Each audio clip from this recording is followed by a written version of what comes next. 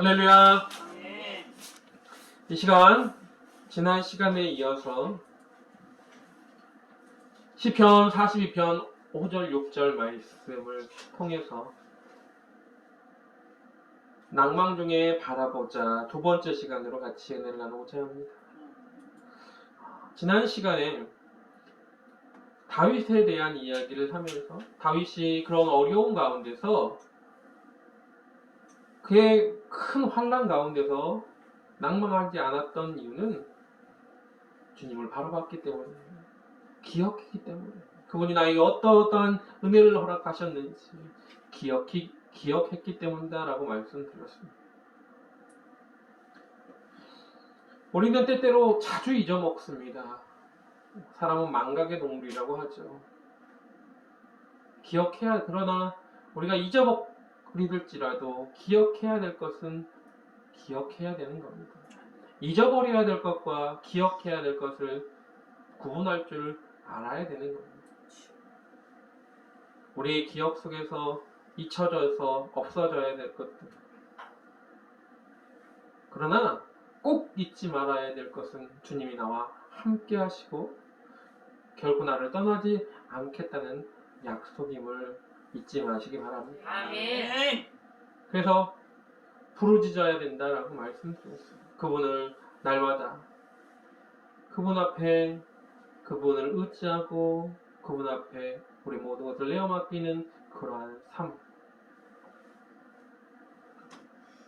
때때로 우리가 기도할 때 또 부르짖을 때 의뢰했는데 그분께 응답받지 못했다고 해서 낭망할 이유도 없다고 말씀드렸습니다.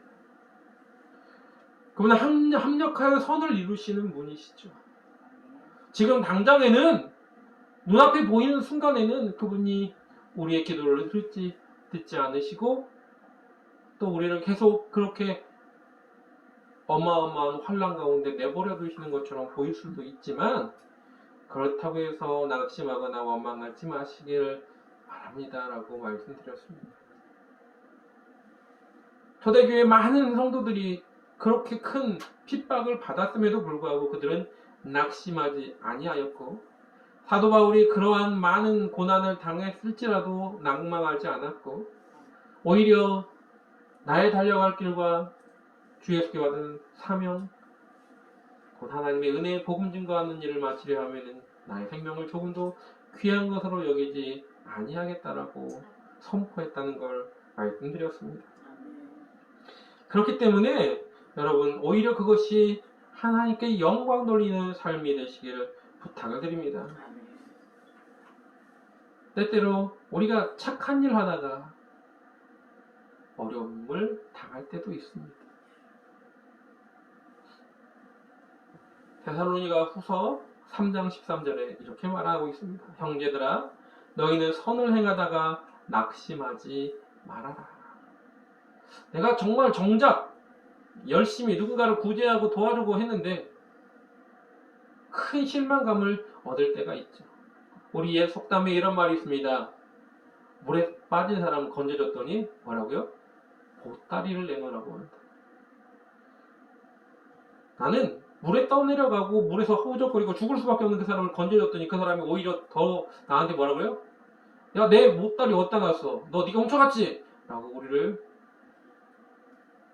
모함하고 그래서 실망하게 된다는 거죠. 그럴 수도 있다라는 겁니다. 그렇지만 그래도 낭망하지 말아라고 말하는 겁니다. 우리가 하나님의 자녀로서 지금 현재 있는 것보다 좀 더 성숙한 주의 자녀로서 자라나기 위해서는 그러나 어려움과 환난이 있을지라도 낭망하지 않고 주님을 바라볼 때 더 우리는 하나님의 사랑으로 거듭날 수 있는 겁니다. 그래서 고린도후서 4장 16절에 이렇게 말하고 있습니다. 그러므로 우리가 낙심하지 아니하노니 우리의 겉사람은 낡아지나 우리의 속사람은 날로 새로워지도다라고 말하고 있습니다. 새로워지는 겁니다. 우리가 지금 조금 견디고 이기고 나아가면 어느샌가 내 겉사람은 없어지고 나의 옛날 모습은 죽어가고 내 속사람은 하나님 앞에서 새로워지고 좀 더 하나님이 기뻐하는 자로서 완성되어져 간다는 걸 잊지 마시기 바랍니다. 욥도 그랬어요. 욥이 동방의 거부였습니다. 하나님이 자랑할 정도로 의로운 사람이었어요. 그런데 한순간에 자녀 10명과 그 많던 재산이 싹 날아갔죠.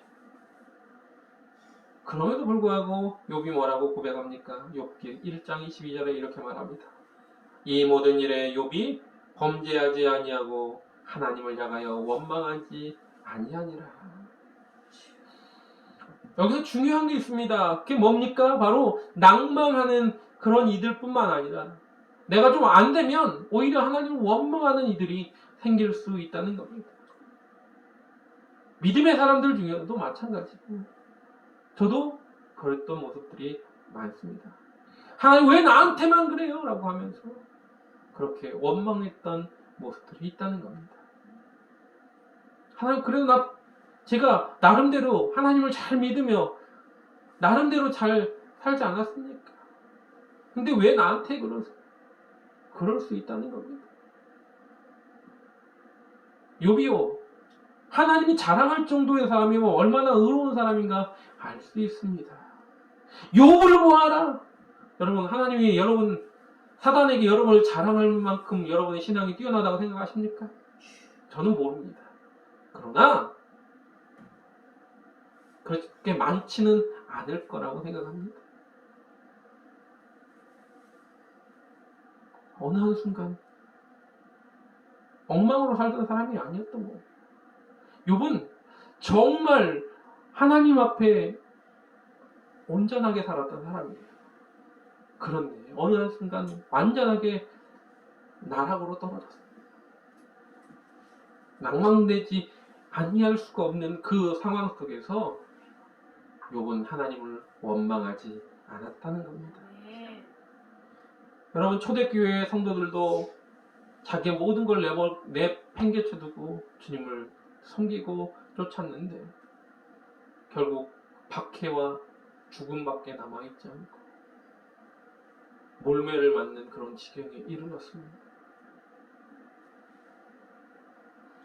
그리고 다른 사람들이 막 나를 못 살게 굴고 손가락질하고 나를 배반하고 배신하는 그런 환경 속에 살아가게 될 때 그들은 그것에 대해서 원망하지 않았다라고 성경은 말합니다. 고린도전서 10장 10절에 그래서 이렇게 말하고 있습니다. 그들 가운데 어떤 사람들이 원망하다가 멸망시키는 자에게 멸망하였으나니 너희는 그들과 같이 원망하지 말라라고 말합니다. 세상 사람들은 서로 원망하다가 같이 구렁텅이로 빠지는 겁니다. 이해는 눈에는 눈, 이해는 이. 그래, 네가 한 대로 내가 똑같이 갚아줄게. 네가 한 것보다 10배, 20배 더 내가 너한테 갚아줄 거야. 사람들은 원망과 불평을 쏟아냅니다. 나에게 누군가 조금이라도 해코지하면 더 큰 것으로 해코지를 하는 거예요. 마치 라멕이 나에게 정말로 가인에게는 벌이 7배인데 나한테는 벌이 77배라고 하면서 그렇게 나의 작은 상처로 남을 소년을 죽이고 그렇게 했던 이 라멕이 고백한 그런 모습처럼 지금의 사람들도 그렇다는 겁니다. 나에게 조금만 피해를 주면 오히려 더 악독하게 그를 못 살게 굴. 가끔씩 TV에 그런 게 나옵니다. 보복운전 이런 게 나오잖아요. 여러분, 잠깐 이렇게 끼어들었다고 해서 그것이 자기 화에 못 미쳐가지고 네가 내 앞에 끼어들었냐고 해가지고 가서 막 앞에 끼어들고 차 사고 나게 그런 위협적인 모습들을 보이면서 그리고는 그것도 안 되니까 세워놓고 와서 멱살을 잡고 그리고 몽둥이 같은 걸로 위협하고 이런 모습들이 가끔씩 나오지 않습니까? 그게 아무나 저건 특별한 사람들이야. 근데 특별한 사람이 아니라는 겁니다. 우리 마음속에 우리가 누군가로부터 그런 작은 해코지를 당하면 더 큰 것으로 갚아주겠다는 마음들이 요즘 세상에 많다는 겁니다. 여러분, 그러나 그것은 서로 붙들고 멸망길로 가는 겁니다. 우리는 원망하는 자가 아니라 주님 앞에 그것을 내어 맡기기를 주님의 이름으로 부탁을 드립니다. 또한 어떻습니까? 원망과 불평을 쏟아내는 것이 아니라 기쁨과 찬양을 쏟아내야 됩니다. 내 연약함을 하나님께 맡기고 그리고 주님을 찬양하는 입술로 바뀌어야 되는 겁니다. 5절 말씀에 그래서 이렇게 말합니다. 내 영혼아 내가 어찌하여 낭망하며 어찌하여 내 속에서 불안하여 하는고 너는 하나님을 바라라. 그 얼굴에 도우심을 인하여 내가 오히려 찬송하리로다. 그렇습니다. 우리는 원망과 불평이 아니라 오히려 찬양을 쏟아내야 될 줄 믿습니다. 또한 그 원망과 불평을 우리가 쏟아내게 되면 어떤 현상이 일어납니까? 하나님을 떠나게 되는 거예요. 주님이여 이 손을 꼭 잡고 가소서. 왜 이 찬양이 나왔을까? 가끔씩 생각해 봅니다. 주님이여 이 손을 꼭 잡고 가소서. 왜 꼭 잡아야 될까? 내가 놓으니까요. 이 세상을 살아가면서 내가 주님의 손을 놓으니까 주님은 나를 결코 떠나지 않겠다고 약속하셨고 내 손을 놓지 않으신 거예요. 근데 내가 놓아요. 그러니까 주님이 나를 꼭 잡아야 주셔야 되는 겁니다. 여러분 환난과 역경이 오면 낙심되어서 주님을 떠나게 됩니다. 떠나지 않도록 조심하시길 바랍니다. 그래서 신명기서 4장 9절에도 이렇게 말합니다. 오직 너는 스스로 삼가며 내 마음을 힘써 지키라. 그리하여 내 기준으로 본 그 일을 잊어버리지 말라. 내가 생존하는 날 그동안에 그들이 내 마음에서 떠나지 않도록 조심하라. 너는 그 일들을 내 아들들과 내 손자들에게 알게 하라. 그렇게 하나님께서 그들에게 말씀하시는 이유는 사사기에 보면 사사기 2장 10절에 보면 여호와를 알지 못하는 다른 세대가 그들 가운데 나타났어요.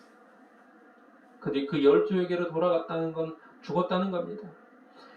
여호수아와 그리고 가나안을 정복했던 세대들이 다 죽으니까 하나님의 그 놀라우신 기적과 하나님의 놀라우신 섭리를 봤던 그들이 다 죽으니까 그들이 제대로 가르치지 않고 죽으니까 그 다음 세대는 하나님을 알지 못하는 다른 세대가 나타났다는 거죠. 여러분 그래서 자녀를 양육함에 있어 주의 교양과 훈계로 양육하라고 말하고 있는 겁니다. 내 마음에서 떠나지 않도록 조심하라라고 말하는 거예요. 여러분 환난과 어려움이 닥치면 여러분 기쁘고 즐거울 땐 하나님을 예배를 참석하는 것 같아요. 그런데 어려움이 닥치면 어느샌가 다 떠나가 버린다는 거예요. 제가 지난주에 말씀드렸잖아요. 이 주변에 어느 큰 교회 하나가 장로님이 그 동네에 사시는데 장로님이 그러셨다고 저한테 오랜만에 교회를 갔는데 교회 성도들이 반절이나 떨어져 나갔더라. 어려움이 닥치면 떠나는 거예요. 여러분 우리가 그것을 주위에 볼 필요가 있는 겁니다. 여러분 내 마음에서 떠나지 않게 하라고 성경은 이야기하고 있습니다. 저는 연약하죠. 부족하죠. 우리는 부족하고 연약하니까 날마다 그래서 기도해야 됩니다. 하나님 내가 주님의 곁을 떠나지 않도록 주님 내 손을 꼭 잡고 가 주시옵소서. 아멘.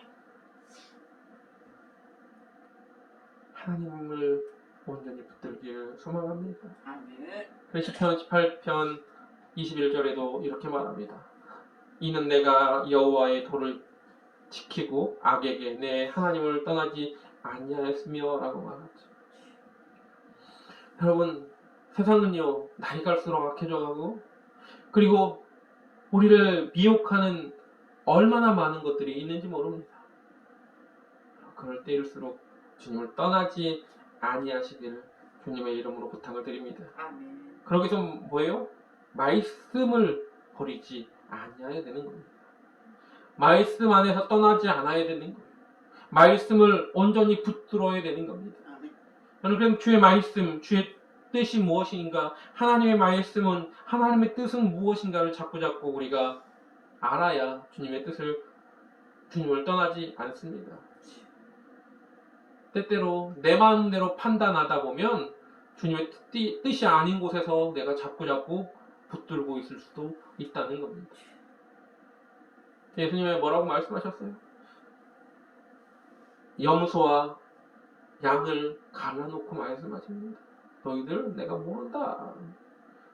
그들이 말합니다. 뭐예요? 주의 이름으로 우리가 귀신도 쫓아내고 병든자도 고치고 기도도 하고 그리고 주의 뜻대로 이렇게 했습니다 라고 하니까 뭐라고 말합니까? 내가 너희를 통지하지 못한다. 불법을 행하는 자들아 내게서 떠나가라고 말합니다. 나더러 주여 주여 하는 자가 다 천국에 들어갈 것이 아니고 내 아버지의 뜻대로 행하는 자가 다 들어가리라고 말하죠.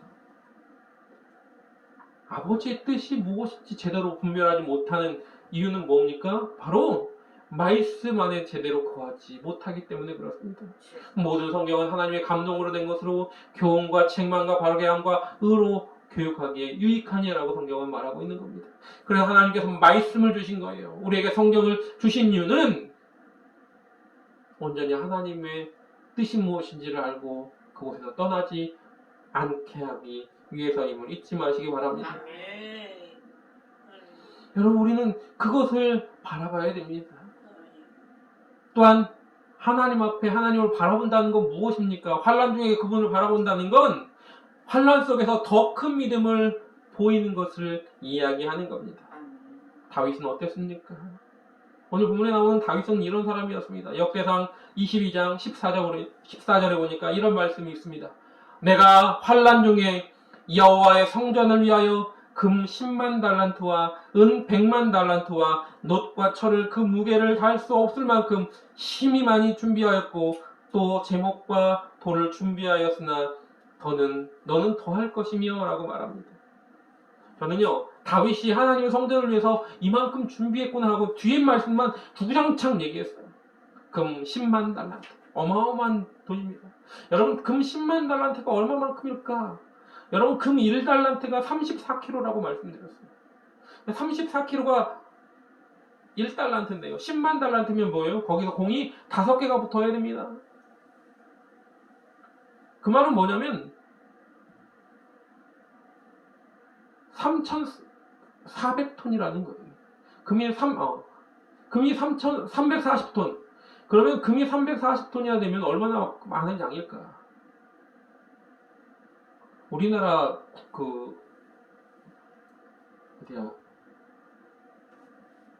한국은행의 금 보유량이 그만큼이 안 돼요. 다윗이 얼마만큼 금을 모았는지 알 수 있습니다. 근데 그때가 언제냐? 환난 중에라고 말합니다. 환난 중에. 어려운 가운데서 다윗은요, 하나님의 전을 건축하는 준비를 하기 위해서 그만큼 모았다는 겁니다. 그렇게 힘이 많이 준비했다. 어려움이 왔을 때 하나님 앞에 나오는데 이런 일 때문에 못 가고 저래서 못 가고 어려워서 못 가고 저래서 여러 핑계와 이유가 있습니다. 근데요, 이래서 안 되고 저래서 안 되고 하는 그 핑계와 이유 하나님도 다 아세요. 그럼에도 불구하고 그럴 때 더 하나님 앞에 내어 맡기고 무릎 꿇는 이들은 하나님이 기뻐하신다는 걸 잊지 마시기 바랍니다. 우리가 온전히 그렇게 할 수 있었던 이유가 뭘까요? 다윗이 그렇게 할 수 있었던 이유가 뭘까요? 오늘 본문을 바라보면 이렇게 말합니다. 내 영혼아, 내가 어찌하여 낭만하며 어찌하여 내 속에서 불안하여 하는고. 너는 하나님을 바라라라고 말합니다. 왜 하나님을 바랄 수 있습니까? 6절에 그렇게 큰 환난 가운데 나를 구원하신 그분을 기억하면 내가 그럴 수 있다라고 말합니다. 잊지 말아야 될 것, 우리의 의지할 분은 오직 여호와 하나님 한 분임을 잊지 말아야 된다는 겁니다. 하나님만 의지하십시오. 하나님만 바라보십시오. 그분만이 우리의 도움을 줄 수 있는 분이십니다. 내가 산을 향하여 눈을 들리라. 나의 도움이 어디서 올고 나의 도움이 천지를 지으신 여호와에게서로다. 주님 한 분밖에 없음을 잊지 마시기 바랍니다. 아멘. 그래서 나의 영혼아 잠잠히 하나님만 바라보라고 성경은 이야기합니다. 또한 역대하 20장 12절에도 우리 하나님이여 그들을 징벌하지 아니하시나이까. 우리를 치러오는 이 큰 무리를 우리가 대적할 능력이 없고 어떻게 할 줄도 알지 못하옵고 오직 주만 바라보나이다 라고 말합니다. 그런데 그럴 때 우리 주님이 뭐라고 하실까? 출애굽에서 이제 가나안으로 가는 이스라엘 백성들, 근데 그 앞에 홍해가 가로막혀 있고 뒤에서 애국 병정들이 다시 쫓아옵니다. 그때 모세가 뭐라고 말합니까? 너희는 가만히 있어 하나님이 행하실 일을 보라고 말합니다. 그러면서 너희들이 본 이 애국 병정들이 다시는 보이지 않을 것이더라고. 신명기서에는 이렇게 말합니다. 여호와 그가 너희를 위해 친히 싸우시리라고 성경은 말하고 있습니다. 여러분,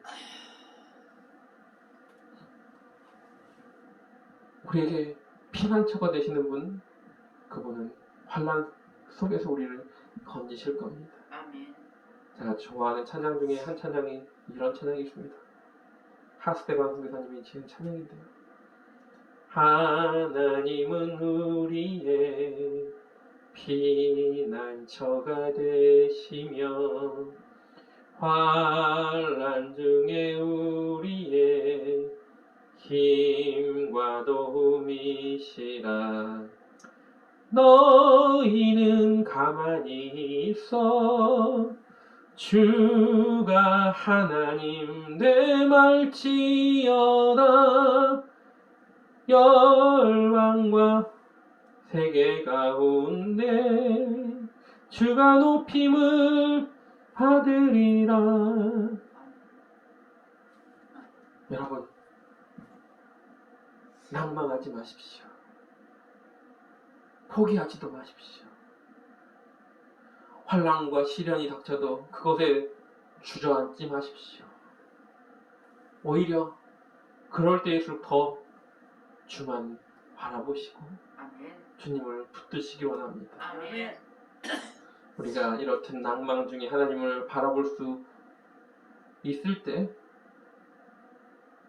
하나님은 우리와 함께 하십니다. 우리가 하나님을 이렇게 바라볼 수 있는 이유가 우리에게 분명히 있기 때문입니다. 그 이유가 뭡니까? 낭망하지 않아도 하나님을 바라볼 수 있는, 내가 소망을 품을 수 있는 이유가 무엇이냐? 그건 우리가 하나님의 자녀이기 때문입니다. 아멘. 우리는 원래 죄의 자녀였죠. 우리는 원래 죽을 수밖에 없는 그런 운명에 처해져 있었던 정말 볼품없는 사람이었습니다. 근데 그래 우리를 우리 주님이 구원하셨어요. 죽을 수밖에 없는 우리를 위해 우리 주님이 십자가를 짊어지심으로 우리 죄를 깨끗하게 하시고 하나님과 우리로 화목되게 하셨어요. 그래서 우리는 죄의 자녀가 되었던 우리가 어떤 자녀가 됐냐? 빛의 자녀가 되었다는 겁니다. 우리의 양자의 영을 허락하여 주셔서 우리가 빛의 자녀가 되었음을 잊지 마시기 바랍니다. 아멘. 에베소서 5장 7절부터 11절에 그래서 이렇게 말합니다. 그러므로 저희와 함께 참여하는 자 되지 말라. 너희가 전에는 어두움이더니 이제는 주 안에서 빛이라 빛의 자녀처럼 행하라라고 말하고 있어요. 아멘. 우리는 빛의 자녀입니다. 이제는 우리는 멸망 가운데 있는 자가 아닙니다. 우리는요 사망에서 생명으로 옮겨진 자입니다. 아멘. 요한복음 5장 24절에 그래서 이렇게 말합니다. 내 말을 듣고 또 나 보내신 이를 믿는 사람은 믿는 자는 영생을 얻었고 심판에 이르지 아니하나니 사망에서 생명으로 옮겼느니라라고 말하고 있습니다. 아멘. 우리는 옮겨진 사람이에요. 이제는 사망 가운데 있는 사람이 아니라는 겁니다. 우리는 하나님의 자녀, 빛된 자가 되었습니다. 우리 주님을 나의 구주로 영접하는 그들은 이미 하나님의 자녀인 겁니다. 영접하는 자, 그 이름을 믿는 자들에게는 하나님의 자녀가 되는 권세를 주셨다라고 말하고 있어요. 아멘. 하나님의 자녀인 겁니다. 우리는 하나님을 아바 아버지라 부를 수 있는 권세를 가진 사람이라는 겁니다. 그 아바 아버지라 부를 수 있는 자녀에게 하나님이 어떻게 행해 주시느냐. 마태복음 6장 31절부터 32절에 이렇게 말하고 있습니다. 그러므로 염려하여 이르기를 무엇을 먹을까, 무엇을 마실까, 무엇을 입을까 하지 말라. 이는 다 이방인들이 구하는 것이라. 너희 천부께서 이 모든 것이 너희에게 있어야 할 줄을 아시느니라. 자꾸 세상 사람들처럼 하나님께서 안 들어주시니까 내가 이렇게 하겠다, 저렇게 하겠다 하면서 내 방법대로 세상 사람들과 똑같이 가지 말라는 겁니다. 우리가 뭐가 필요한지, 우리에게 무엇이 부족한지 이미 아시는 겁니다. 우리 아버지께서, 하늘 아버지께서 이미 알고 계신다라는 겁니다. 그리고 그 알고 계시는 분은 가만히 놔두지 않으신다는 겁니다. 마태복음 7장 11절에 그래서 이렇게 말합니다. 너희가 악한 자라도 좋은 것으로 자식에게 줄 줄 알거든 하물며 하늘에 계신 너희 아버지께서 구하는 자에게 좋은 것으로 주시지 않겠느냐라고 말하고 있습니다. 우리는 하나님의 자녀이죠. 하나님의 자녀이기 때문에 여러분 결코 낭망될 때, 어려움이 있을 때, 환란이 왔을 때 주저앉지 마시기 바랍니다. 낭망하지 마시기 바랍니다. 오히려 하나님을 바라보기를 원합니다. 하나님의 자녀는 우리들을 결코 버려두지 않으시고 우리의 있어야 될 걸 하시고 좋은 것으로 분명하게 주신다고 약속하셨습니다. 하나님의 자녀된 우리에게 꼭 필요한 것이 있다면 좋은 것으로 주실 거라는 믿음만 변치 않고 오직 하나님만 바라보는 저와 사랑하는 성도 여러분 되시길 주님의 이름으로 간절하게 부탁을 드립니다. 아멘. 기도하겠습니다. 사랑과 은혜가 충만하신 하나님, 감사와 찬양과 영광을 돌립니다. 아멘. 우리 모든 삶 속에서 역사하기를 원하시는 주님, 오늘도 사랑하는 주의 자녀들의 기도와 우리들의 간구한 소리, 우리 신음소리에도 귀를 기울이시는 그 은혜를 체험하기를 원합니다. 아멘. 환난 날에 나를 풀어내고 너를 건지리니 내가 나를 영화롭게 하리로다라고 말씀하신 주님, 환난과 역병이 왔을 때 낭만하지 말게 하시고 오히려 주님을 더 바라보게 하여 주시옵소서. 우리는 하나님의 자녀입니다. 하나님의 자녀된 우리가 무엇이 필요한지, 어떤 어려움이 있는지 아시는 주님, 그리고 그 살아가는 자녀에게 좋은 것으로 주시고자 준비하고 계시는 주님, 낭망되어 낙심하여 주저하는 자가 아니라 오히려 더 주님을 바라보며 주님의 놀라운 행하실 일을 기억하고 바라보고 나가게 하여 주시옵소서. 우리의 삶 속에 오늘도 놀라우신 하나님의 귀한 축복을 바라보기를 원하오며 사랑 많으신 예수님의 이름으로 감사하며 기도드리옵나이다.